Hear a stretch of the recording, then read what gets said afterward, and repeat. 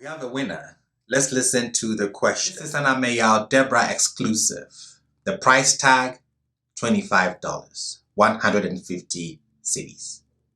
In the book of Matthew, he quotes a lot of so-called prophecies.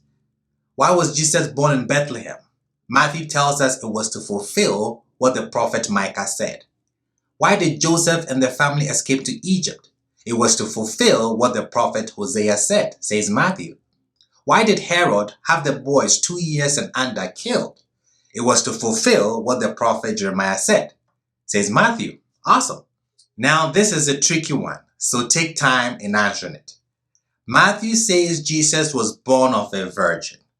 The question is, where in the Torah, where in the Tanakh, or as you call it, where in the Old Testament does it say this? Remember, this is a tricky one.